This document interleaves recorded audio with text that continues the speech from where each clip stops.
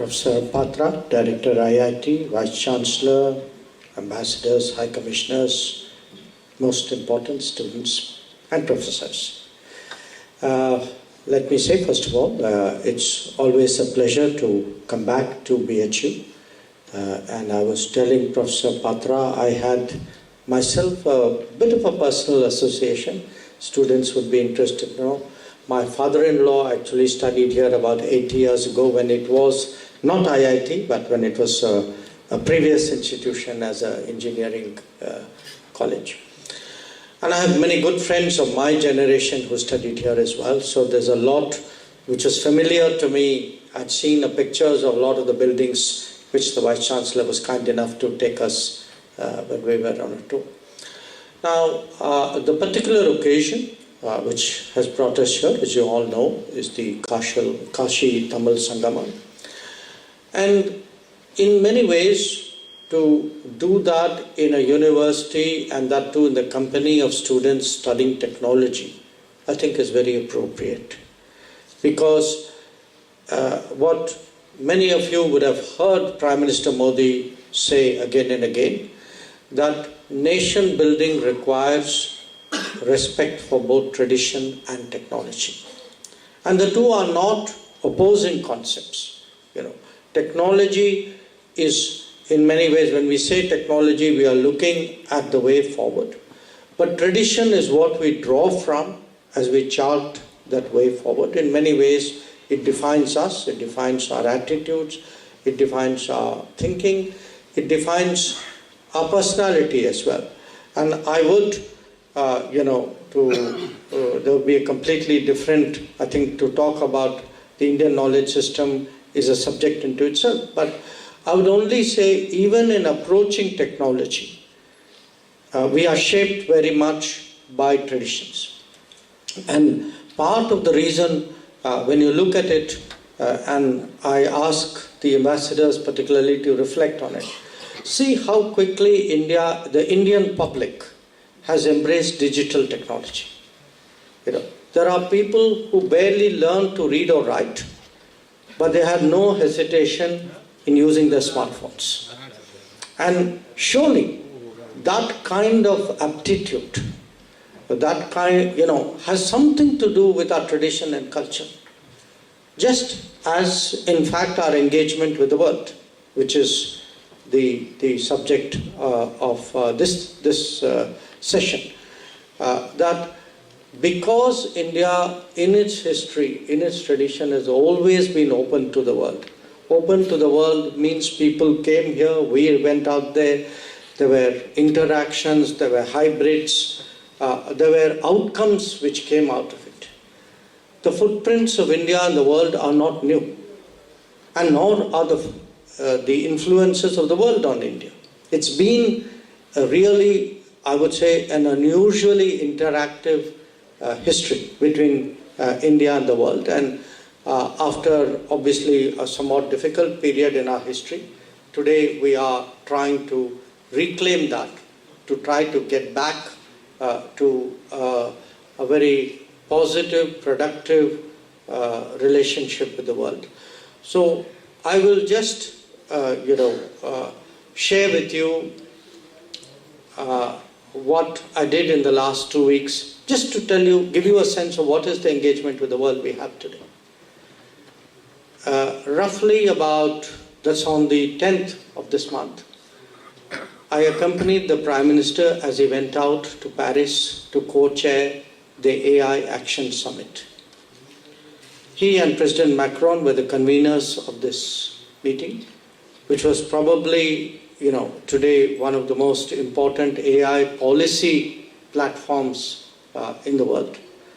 Of course, from there, Prime Minister went to Washington for his first meeting with President Trump in President Trump's second term. I thereafter went back to Europe to a very important conference, annual conference there called the Munich Security Conference, which was really discussing the key issues, not just of security, of larger directions which the world was going. Then I went on to Oman to meet foreign ministers and policymakers of the Indian Ocean region. A very large number of my colleagues were there. I came back to India briefly, and then I went to South Africa for the G20 meeting, where the focus really was again on how can the global leadership help the global south. Now I mention this to you because if you look at the range of these interactions, whether it's G20, whether it's the US, whether it's a technology summit, whether it's an Indian Ocean gathering, this really tells you today what is the breadth and intensity and importance of India's engagement with the world. So we are today, after all, the 5th largest economy. We will be higher up the ladder soon. But what that does mean is that the world has expectations of us. And those expectations have to be delivered by all of you, especially those sitting in the second half of the lid, the upper part of the room. The world has more expectations of us, but we also have greater responsibilities for the world. You know, there cannot be situations or crises where we take a very self-centered approach. So it could be the COVID pandemic, it could be issues of conflict in different parts of the world, it could be disruptions to maritime shipping, it could be the demand in the world for talent. Now, there are increasingly going to be less and less issues on which we sit out.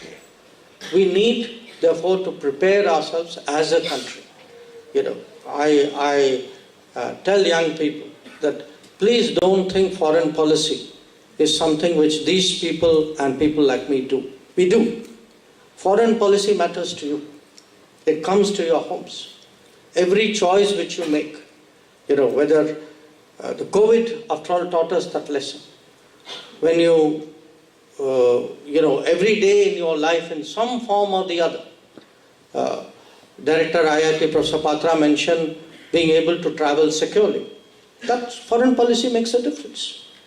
If today, the price of food or the price of petrol is reasonable, foreign policy has made a difference. If your borders are secure, or if, your products, the quality of products, the choices you have are more, that too is an outcome of foreign policy. So, do get ready. Do prepare yourself for a world of greater globalization, a world of greater technology. After all, you are in the IIT. And for a world where you will hold your own, and that you will do by knowing who you are, by honoring and respecting your traditions, by developing your own collective persona. So these were some of the thoughts. I am very pleased today that I have a number of ambassadors who are joining me on this trip.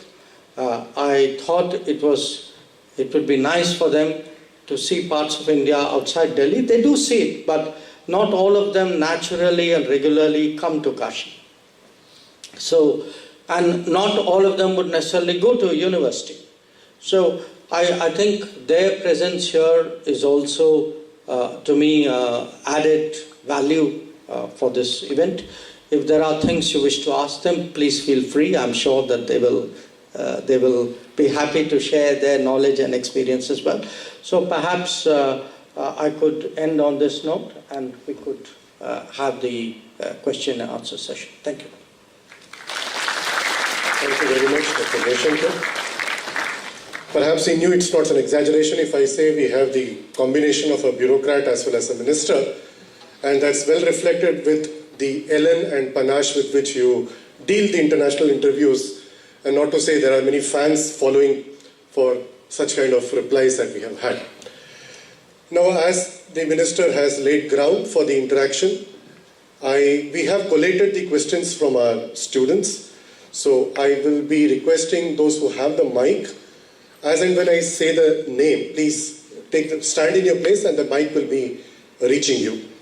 Manav Mehta from the 4th year Electrical Engineering. I request the mic bearers to be spread in the hall so that we don't waste time in just moving the mic. Yes, Manav Mehta. Respected MEA, so the idea of Vishwa Bandhu is deeply rooted in our culture, but how do we promote this idea globally? Like, is it through media and cinematography, or are there any other ways? I think you have to do all of it. You have to promote it through media, through diplomacy. But most of all, you have to act like a Vishwa Bandhu. Vishwa Bandhu meaning friend of the world, friend or partner to the world. And when I was giving you my catalogue of activities for the last few days, yesterday night I addressed a conference of medical, you can say tourism, or medical industry, of people who come to India for Heal in India, or people who have benefited by Indian medical or pharmaceutical or institutional support. I was myself, struck by how active we have been across the world in terms of, support in the health sector. When I look at disaster situations, rescuing people, or going for earthquakes or that kind of disasters, or I look at contributions we make, or sometimes even just standing up for other people. We had the president of the AU speak up at the G20. Now, the fact was, Africa had been continuously promised a seat in G20, but it didn't really get done till the G20 came to India because nobody was willing to make a fight of it. So I think, so everybody will say we are a friend of the world. You have to act like a friend of the world. And the world has to believe you are a friend based on what you do. So I regard it in a way as a direction, as an outlook, but it's also a goal. You have to keep challenging yourself that, are there things I can do for the world which will make it a better place? Thank you. Thank you. So it's not just technology, but even our foreign policies are governed by the tradition, because we say manasyekam, vachasyekam, karmanyekam mahatmanah. So it's not mere lip service, but the unity in thought, word and action that what makes an impact. Ms. Muskan Priyakant Rawat, she hails from the 5th year Industrial Chemistry. Respected MEA, my question is, what opportunities are being created for the youth so that they can learn about the cultures and ideas, helping them to develop a sense of brotherhood for the future? Well, the Kashi Tamil Sangamam itself is an example. I think today there's much greater awareness among young people about our traditions. And I've lived a very large part of my life abroad. And I've seen many societies which have not been able to pass that down to the younger generation. That the younger people are disconnected from their roots in many ways.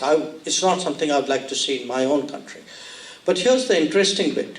I think part of the reason we've been able to do it is actually because we are passing traditions on through technology. That many of you would know things, do things, experience things because you have access to information and you have the ability to actually act on it in a way in which somebody 20 years older than you did not have. So there's also, I think, it's important for the leadership to inculcate that sense, not just of awareness, also of pride. That, our way of doing things. I'm not saying to the exclusion of others, but at least, let us say, our way of medicine, our way of healing, our way of wellness, our way of lifestyle, our way of resolving disputes. I think it's important that we express that confidently if we are to make sure that younger people believe in it. Thank you very much. Mr. Aryan Gupta, 3rd year BTech Metallurgy. Wherever you are, please stand.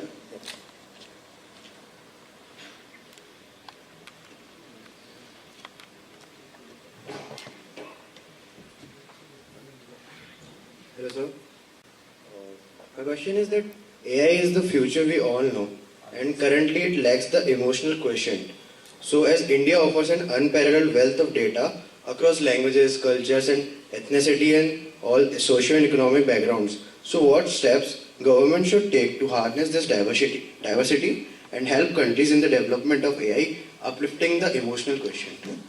You know, I would urge you to look or read what Prime Minister said at that AI summit in Paris, because one of the basic points he made is how to deal with the cultural bias in AI, which is partly what you are talking about. In that sense, India would be a very crucial player. Not just because of our technology capability, but also because of our scale. That scale and diversity. That if you had the scale, but it was a more uniform scale, I think its value to AI would be less. What we bring to AI is one, the talent, two, the scale, and three, the diversity. And I think those three combined together would actually deal with this. If, by the way, any of you has anything to ask any of the ambassadors, please feel free on your behalf. Yes, so the questions can be even addressed to the various ambassadors who are amidst us. So please make use of that opportunity as well. Mr. Raja Bhavesh.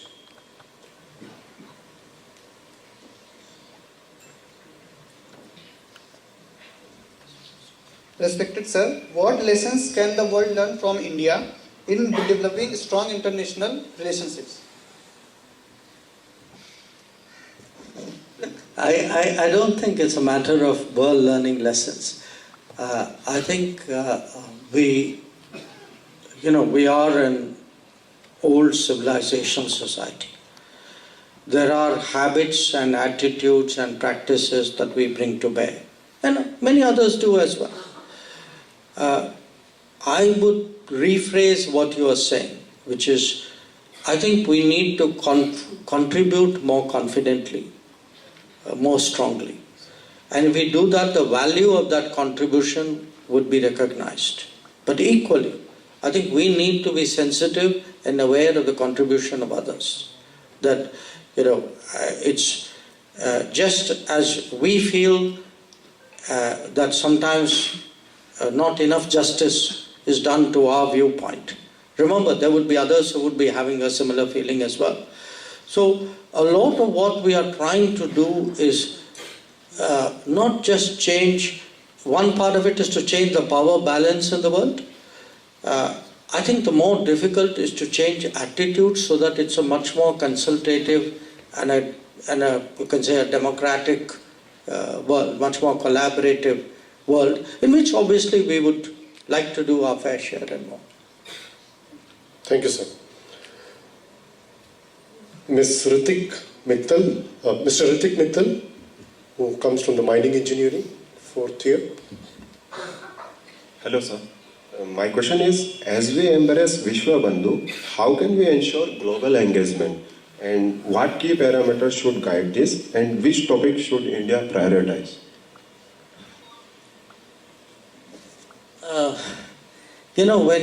First of all, the world is a very integrated place. It's not like you do politics, economics, energy, technology separately. It comes often seamlessly and as a package.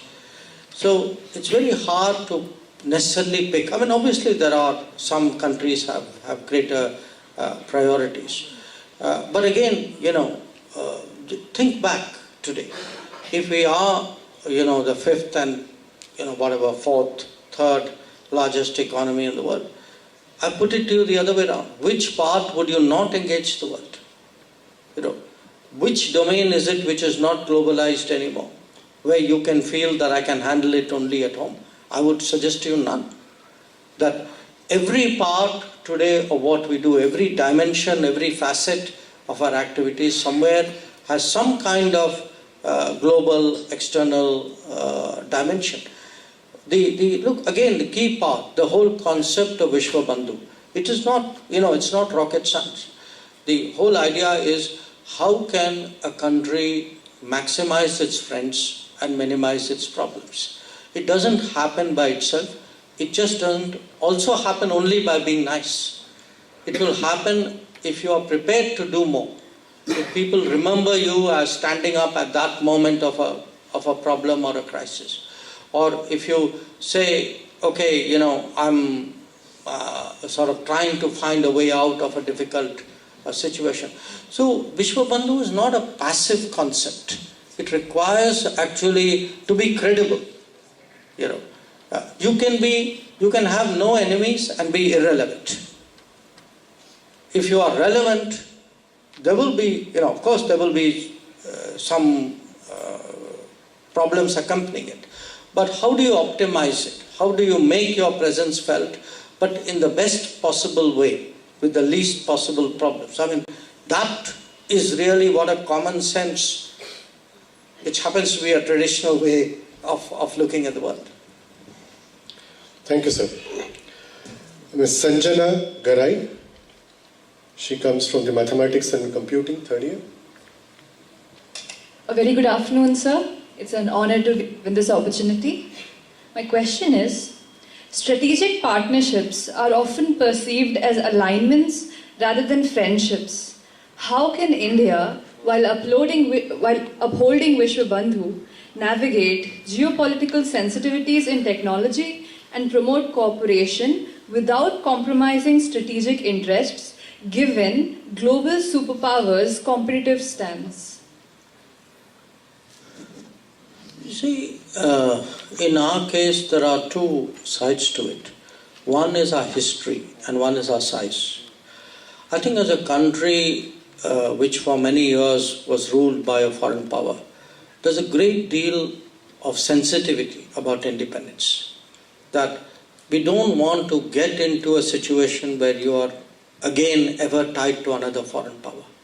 You don't want them to get too much influence or too much of a say on our decision making and choices. So this very strong streak of independence, I think, is a consistent stream. I don't think it's somewhere in our people, it's in our public discourse. It's not a political position of a particular government or a party. I think everybody shares it in a way. The second is, while we want to be independent, we also in different ways want to get our work done. But remember, we are also a big country, and big countries typically have so many interests that they cannot necessarily be tied down to some other country on all issues. So if you have, this large number of countries in the world, with every country there will be touch points. There will be things you agree with, but there will be things you agree with less.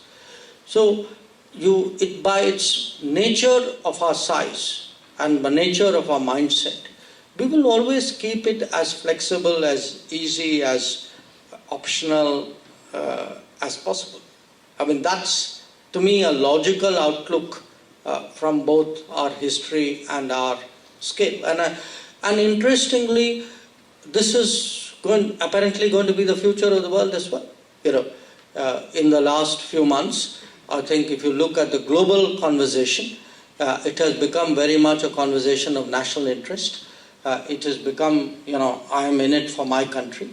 Now, I think in many ways, what for us had been, for our own reasons, a certain way of thinking, I think with many other countries in the world who did not follow that way of thinking, I think they seem to be poised for a change as well. Thank you very much, sir.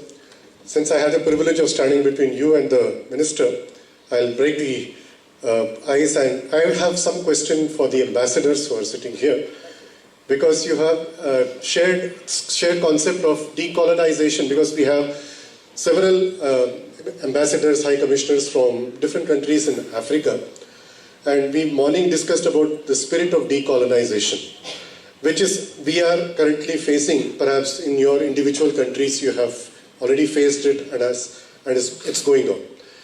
I, as an Indian, now an informed Indian, would be requesting you specifically about your experience of the decolonization waves that you have experienced or you have led in your country. I would request our ambassadors from Rwanda or High Commission from Somalia or Jamaica.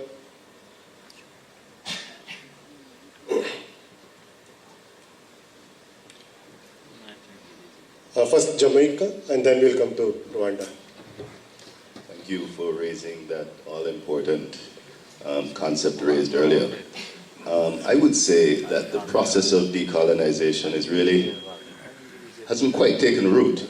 I think that more ought to be done. When you think about what it would entail, the colonial legacy, if you will, is deep-rooted and subversive.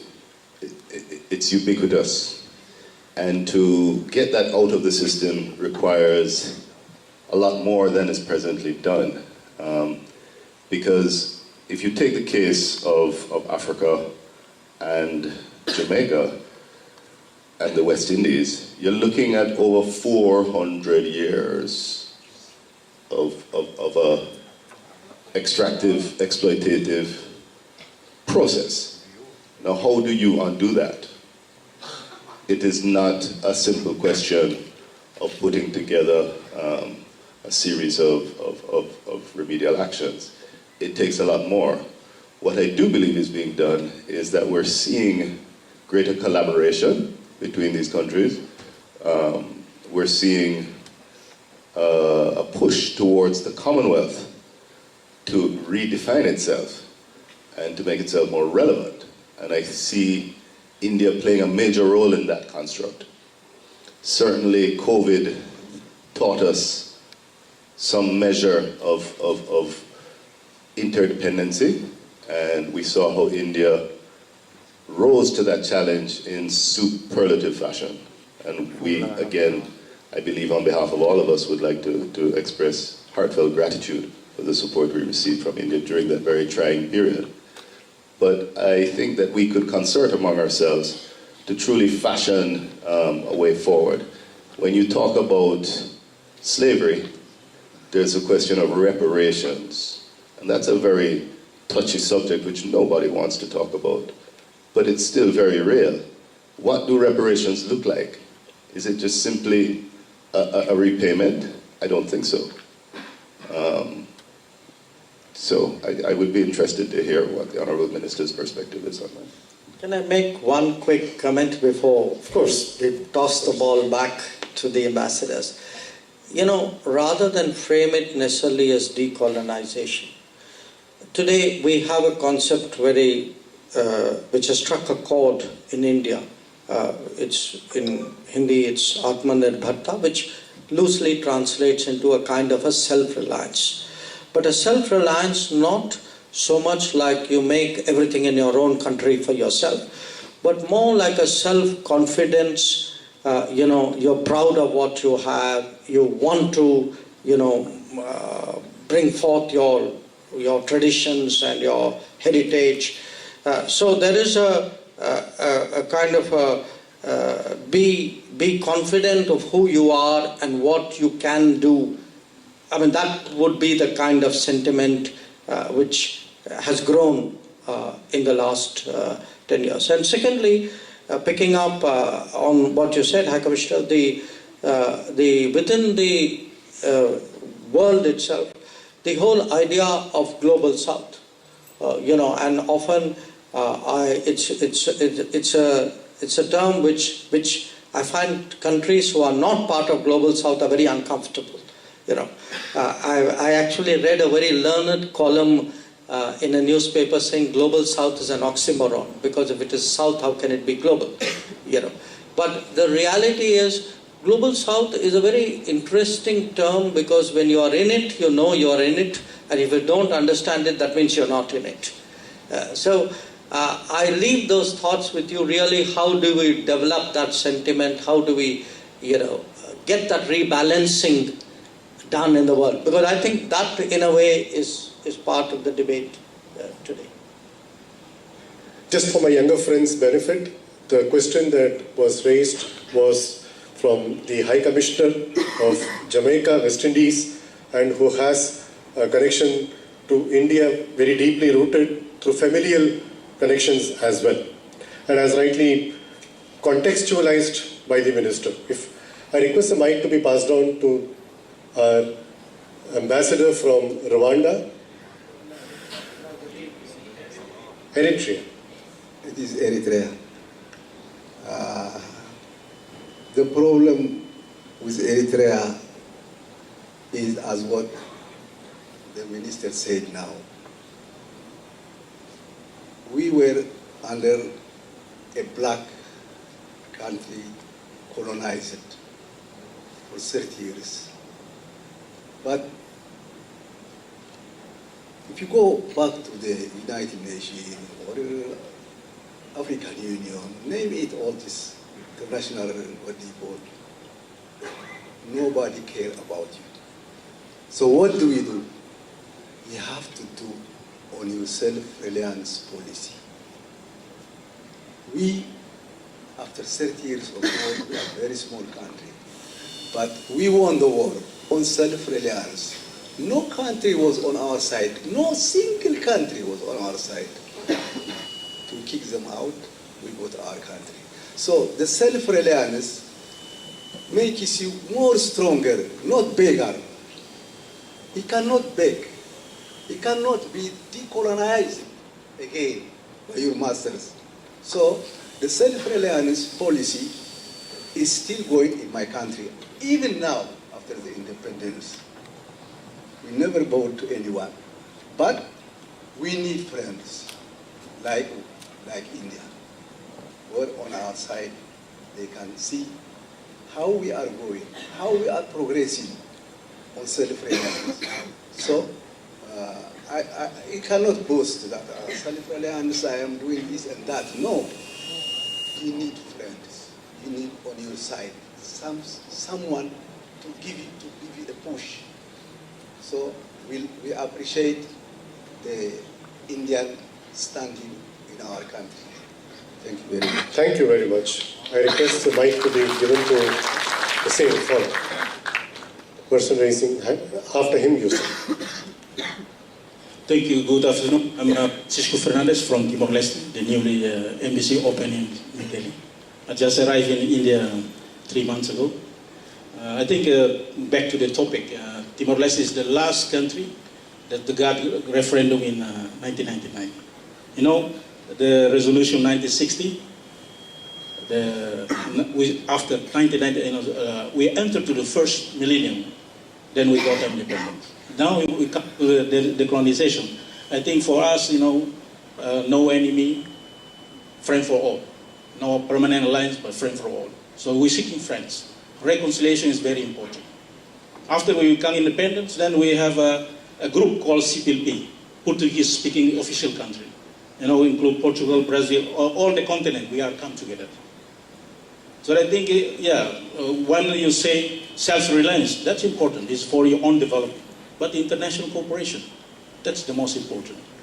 Thank you very much. This Friends for All is what is resonating with this Vishwa Bandhu thing that we are rightly discussing. I request the mic to be brought to the front. Thank you for providing this opportunity.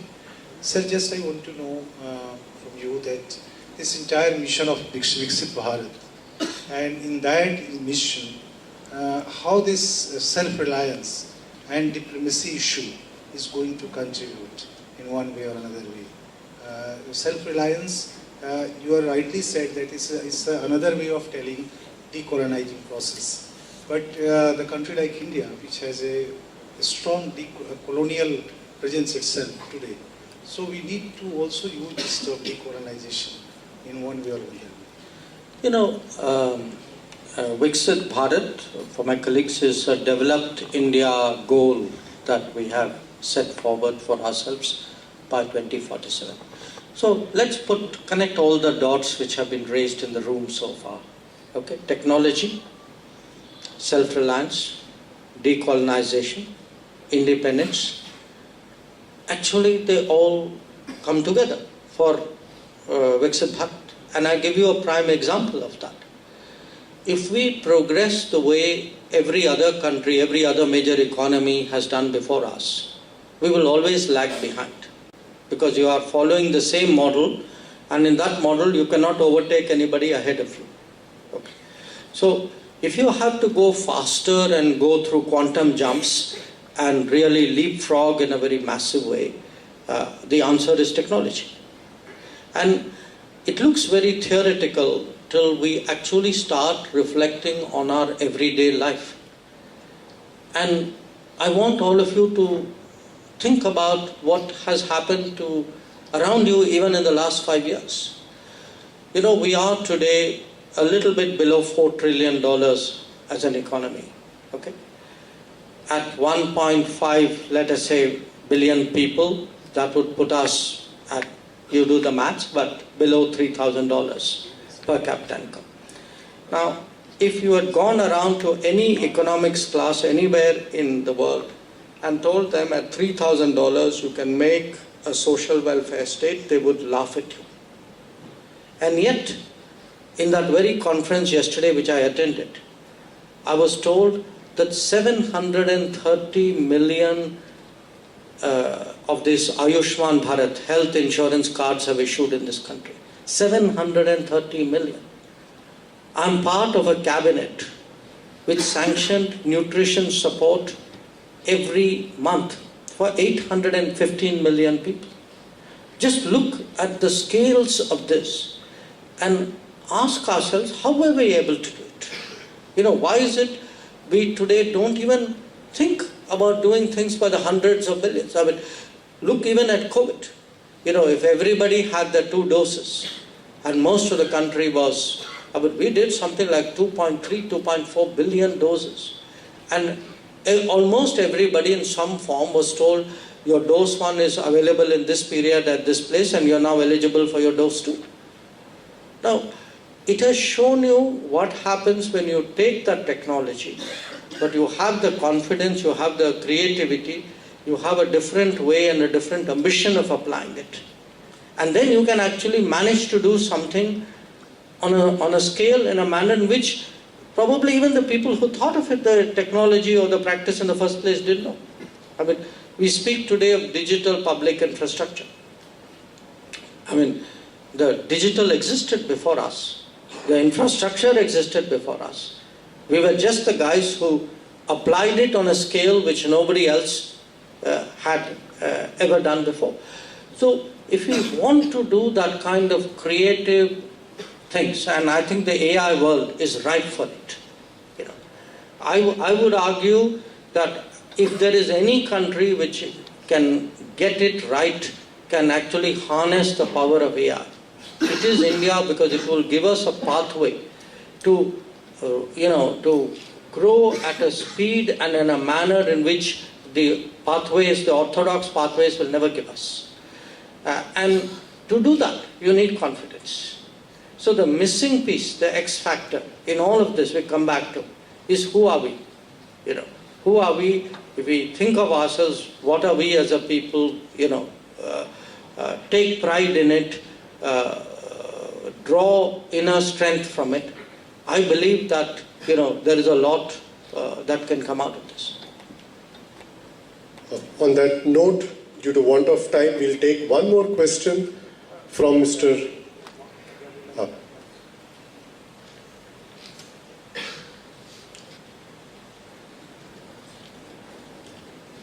Thank you very much, Excellency Minister. This is Peter Munyiri, High Commissioner for Kenya. I wanted to say we need to agree more in terms of India became independent in 2047. There are very many other countries that became independent thereafter. I think, with all due respect, the issue of being held back by the colonizer is more of a myth and something which nations have to completely get out of. It's like a shell that you need to break out and realize you've got a nation, you've got a people, you've got to build the right strategy, and you've got to build momentum and realize there are several key competencies that are inbuilt in the country and that are available, that you then creating linkages globally and having the right partners as well, you can propel yourself. As an economist at a banker, I was here in India in 90s, 2000, and I can tell you what I see now is the whole factor around the leadership and people who know where they really must get to. And some of the capabilities which are available for me as a High Commissioner is an issue of look at them, what is possible to create a collaborative approach and then you also become disruptive at the local level. Let me say that from the African setting, it's not a resource issue. Perhaps we need to look more in-house, because when we say India and technology as well, you find that, for instance, Kenya, we invented the mobile money. The mobile money transfer is an invention, Kenya. The tech side in Kenya, despite we are an African country, we have a lot of linkages and we are not lagging behind. I'm trying to say, Mr. Minister and Honorable Excellencies, is no longer a factor of we were colonized. And as a people, the republic I represent, where we have over 300,000 nations, we find that there are particular sectors where we are doing extremely well, they are part of, at the local level as a nation.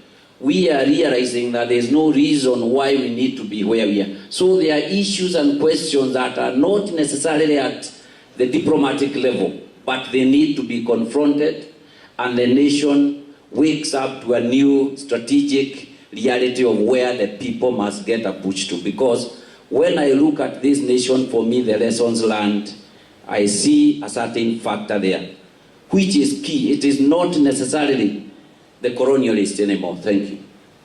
Thank you very much, His Excellency, for rejuvenating the spirit and not to harp on the colonizer's point of view. Again, due to want of time, I would put a sorry face, maybe a word. I'll request the mic to be given this side.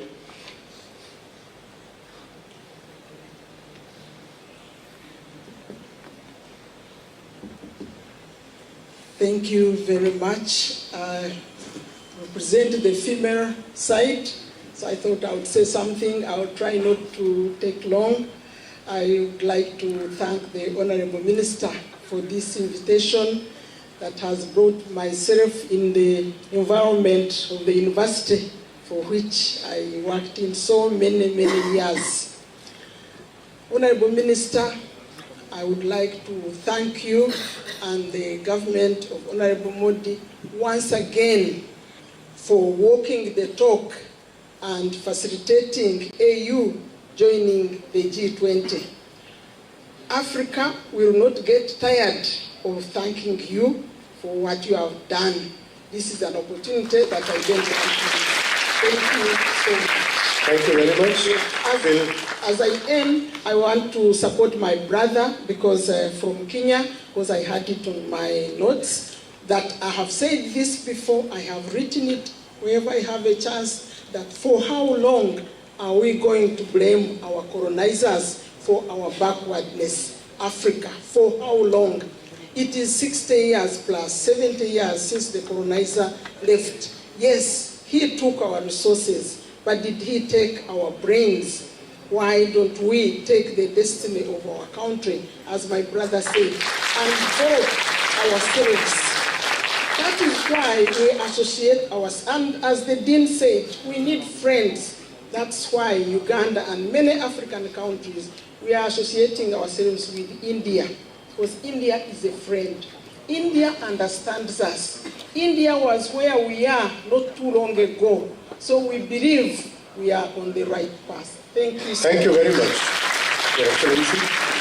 Just to wind up, we will take one question from our student, Ravi Kumar.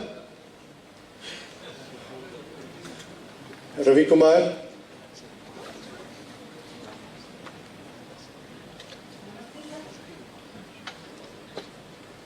Yeah, just speak. So my question is, how can India promote Ayurveda globally as an affordable alternative for incurable disease? and what role we can play in facilitating international collaboration and recognition. What role can Ayurveda play? It is something we are working on. There's no simple single answer. What happened during COVID is many people in many countries actually turned to Ayurveda because often they found in it a remedy or a preventive with which they were more comfortable at a time where they were very anxious and very insecure. So I feel that, pre-2020 to post-2020, there's a fair amount of change in the global attitudes towards Ayurveda. But there is a lot, but it's mixed up with a lot of other things because, people often are conditioned to take medicines in a certain way or to take even, anything you take for your well-being. So there are dosages and there are packaging, and so in many ways it's a question of also Ayurveda solutions being presented to them in a manner in which they are comfortable. There is a larger issue about medicines from India. We are trying to popularize Indian pharmacopoeia. We have agreements with a number of countries to accept that. There's also the reality of the world. The reality of the world is there are very deeply entrenched pharma interests which have a very strong narrative and don't make it easier for people to apply their own experiences and their own minds to it. So it's a long haul. We are at it. We've made some progress. The ground situation is better, but a lot of work to do. The Honorable Vice Chancellor of BHU wants to add something.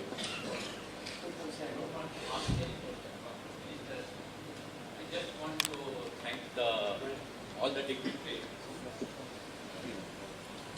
who have visited here, and this time it was really very short. You couldn't spend a lot of time with the BHU. So I invite on behalf of IIT-BHU and BHU, please do visit BHU with your own time, interact with our faculty members, students, and I really extend my heartfelt thanks to all of you for your time and patience. Thank you. Thank you very much. Thank you very much, sir. You made my job easy to thank. With that, since you have expressed your desire to visit university, this may be not the last time. We extend this welcome once again. On that note, I thank everybody who has given the time here and have had active participation. I'm sure there are many more questions, but we'll have our minister visit us once again on a different theme where we can interact with him more. Thank you very much, sir. Thank you, Varun.